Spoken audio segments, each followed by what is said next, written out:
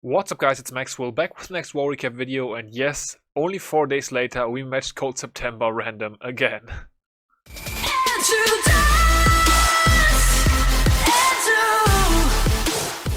Okay, so let's jump right into the war. Another victory for Dark Lotus Z, 114 to 106, even more clear than the arranged war we had on the weekend where it was 113 to 110, so very nice performance by our side.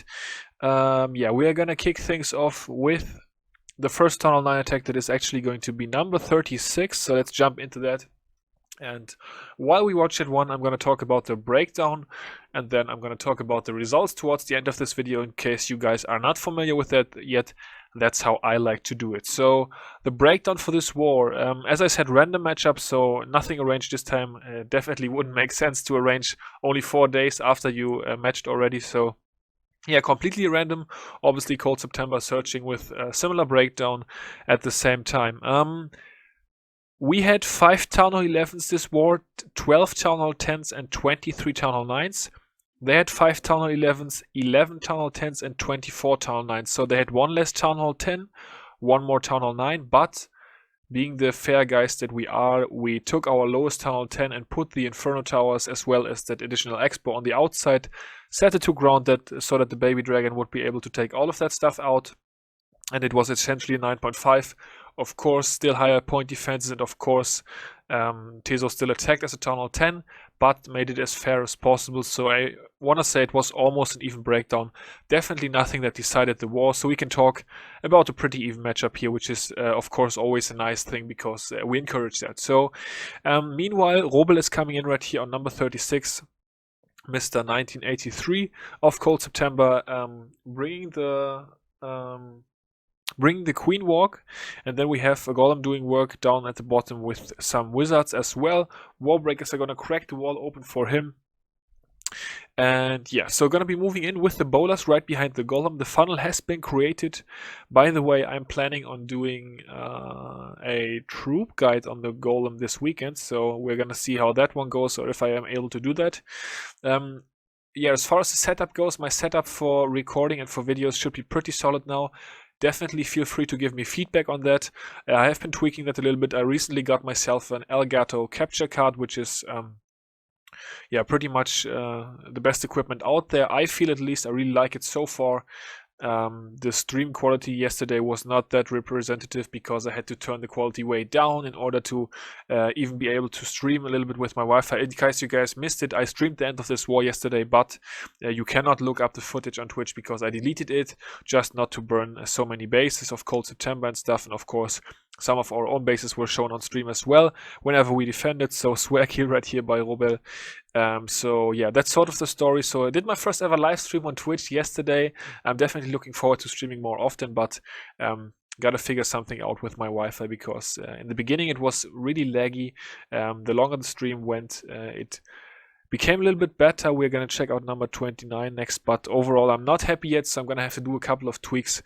Gonna do maybe 1 or 2 more streams over the weekend. I definitely wanna yeah, do the good old learning by doing, and just try a couple of things out. So I don't expect huge viewer numbers yet or anything like that, and that's fine pretty much because as I said, I'm still practicing and trying stuff, and streaming is new to me. So yeah, definitely it was pretty fun though. A couple of people already stopped by and I had fun doing it, so I'm looking forward to doing it more often. But as I already said, gonna have to tweak the settings a little bit, but for recording, as I said, it should be pretty good now. Also, I took some of your guys' feedback into account because some of you told me that you would like to have the gameplay bigger again, just so that you can watch it more easy on your phones, but I didn't want to take the face cam out entirely because I think that a lot of people actually enjoy that. So I tweaked my overlay a little bit, or made it a little bit more simple for now. Probably not the yeah, end all be all overlay yet, but the gameplay is bigger again, so I hope you guys enjoy that, and hopefully it makes it a bit nicer for you to watch my videos again as well. But yeah, kind of kept my face in there. So yeah, a lot of storytelling in the beginning of this video, guys. I hope you don't mind, but sometimes yeah, there's just couple of things I want to say and get out there. And yeah, when I'm recording anyways, I think I could definitely use that as well. So next man is absolutely crushing this base over here. I actually don't know who did this attack, but it's the next man account. And we had the nice, or we still have the nice healer archer's trick. You guys saw that I caught that and showed it to you, although I didn't talk about that. So definitely pretty cool to see the healer archer's trick done again on a Lava Hound CC. Haven't seen that too often in the past, in the recent past at least. In the not so recent past we saw that quite a lot, of course, and yeah, it's pretty cool to do that. So nice job to next man. I'm assuming that was Bucket, but I'm not sure. I already messed up the last video with giving credit to Neke for the Acqui account when really Mario was playing that himself. So I don't know. I'm just gonna say next man with the nice healer and archer's trick right there on this base number 29. Up next gonna be number 27. Ombes coming in right here. And take a look at that army, guys. 5 witches. Okay, okay. And takes bowlers and clankers. So he's doing the B witch attack on a Town Hall 9. Or a version of that. Obviously, you don't get enough bowlers to have troops walk around the outside with the B-Witch attack at Town Hall 9, but he's gonna sort of do a form of that with a lot more back-end loons or side loons to snipe off those defenses on the sides that will otherwise get taken out by the B-Witch troops on the sides as well. So there he goes with his 5 witches, has bowlers and I think maxed witches in the max witch in the clan. I'm not sure actually. No, the clan cast looks like it had 5 bowlers. So yeah, that's all good. The Lava Hound is going to pop. Lava Hound not a big threat because the witches with their projectile attacks are pretty good at taking out lava pups, so no worry at all. The king is gonna die fairly early, which is a little bit unfortunate, but still has a couple of golems in there, and the bowlers are going absolutely crazy inside the core. Obviously very important to get that wizard tower farm out of the way as quickly as possible to save his troops from all the splash damage. That is definitely the main threat to a B-Witch attack. The loons are in now as well. They are doing massive work. The skeletons are actually doing a very nice job distracting those defenses for the loons to pretty much take a free shot, at least on this side over here. I watched that.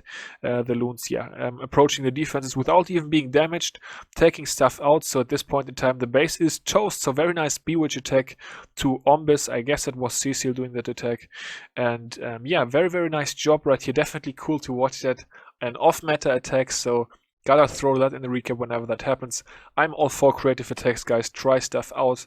If it works, it's awesome, and if not, yeah, you're gonna be the idiot. But no. Anyways, it's nice to see a switch up in the attacks, and this one was definitely a pleasure to watch. Okay, so with that, we are going to move on to one more Town Hall 9 attack, and then the rest are gonna be Town Hall 10 attacks, as you guys are used to. So we're gonna move on to number 17, and Haze Buster. Guys, when there's something strange in the neighborhood, who you gonna call? Haze Buster.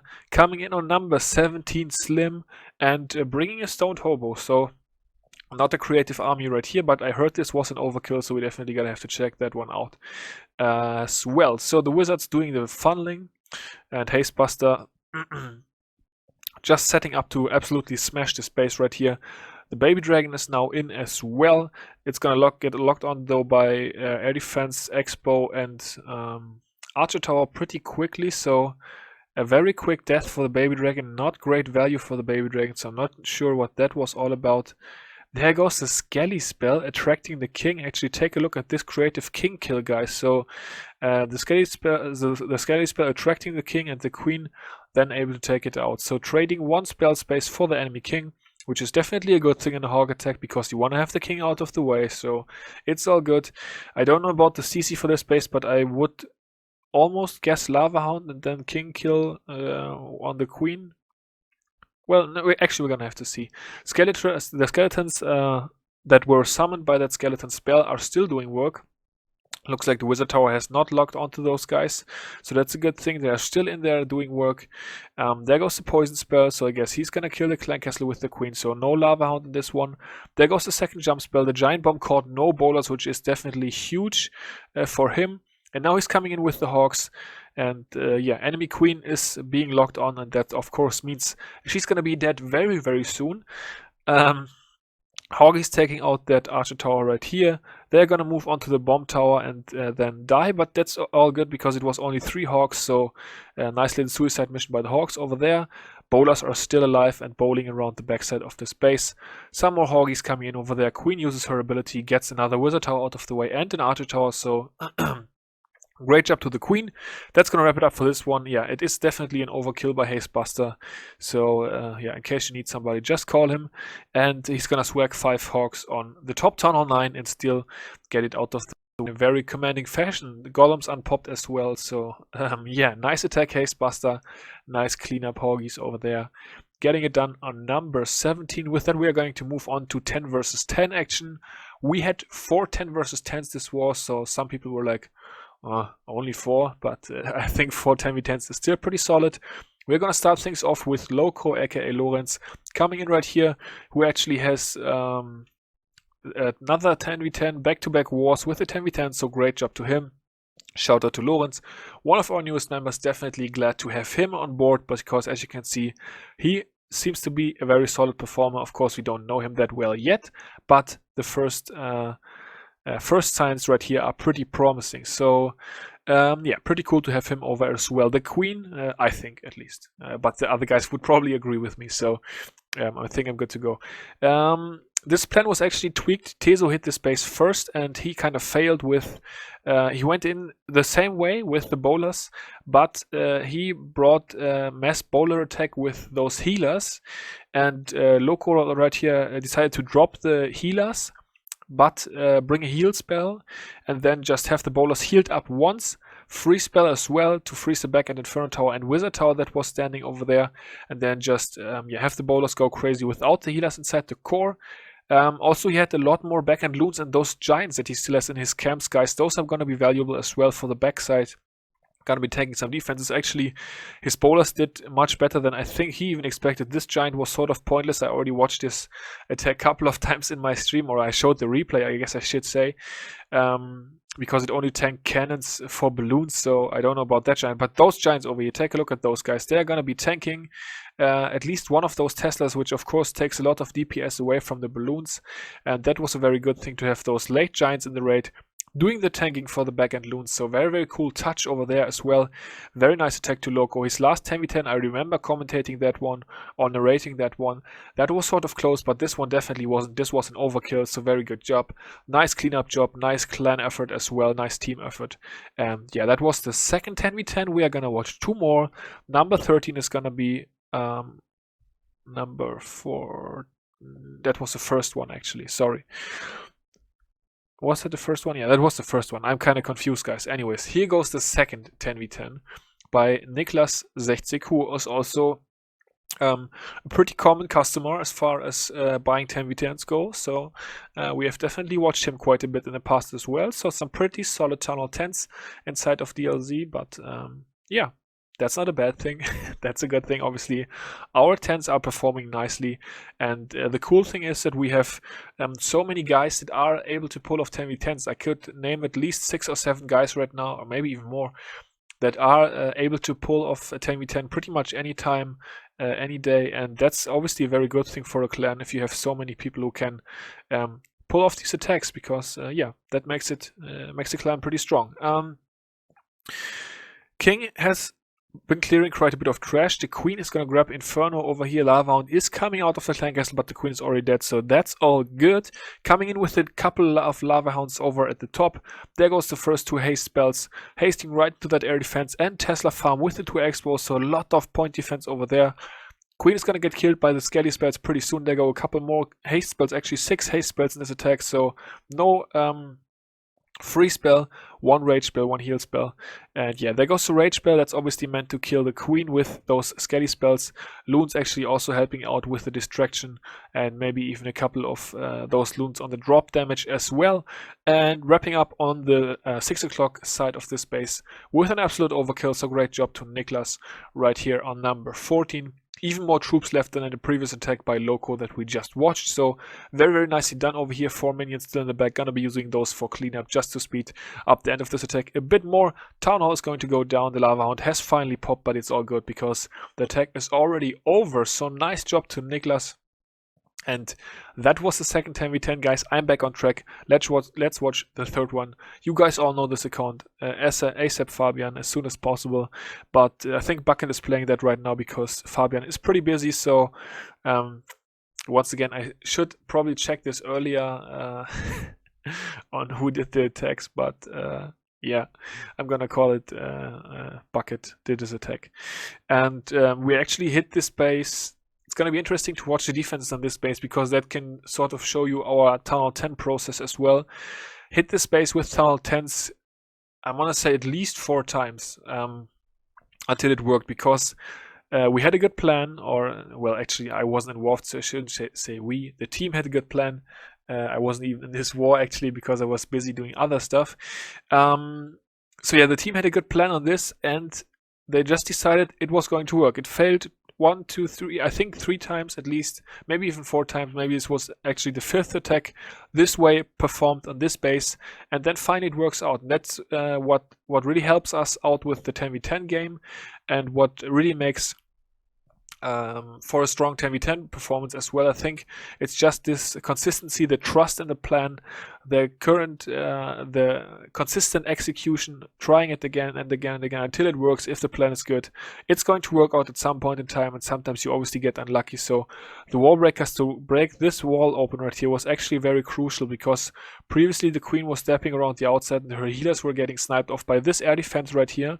And in this case, she, I think, stepped into this compartment, if I'm not mistaken, and actually took a lot of stuff out. No, I don't think she did. Well, I guess I'm kind of mixing something up. She jumped over then. Okay, so I guess the wall breakers were not necessary. But still, the queen grabbed that air defense a lot quicker than in the previous attacks that we had watched on this base. And that was a good thing. So another rage spell went down for queen just to get that export on a little bit quicker, so the Inferno didn't have too much time to block the healing. Inferno Tower went down shortly after, and the balloons are already in a very big cluster now. They are converging on the rest of the space, but 2 haste spells still left are going to be enough to take out the rest of the space. No splash defense left, so it's all good. It's going to be a nice triple right here. Also, quite an overkill, quite a few troops left, a lot of balloons and minions, all that good stuff. So nice job for the third 10v10 triple as well. And that's gonna be moving us towards the last attack we are going to watch for this war, and the fourth 10v10, which is going to come on what base? Right here, number 8. The man, the myth, the legend, der Hund prototype, coming in on number 8. And getting the 10v10. So the whole clan was happy when he got this one, because it's just nice whenever Proto succeeds. We like that. So yeah, coming in right here on number 8, Kratos, with a Gobo Lalo actually in this case. So haven't seen a killed squad yet, I think. Saw queen charges, right?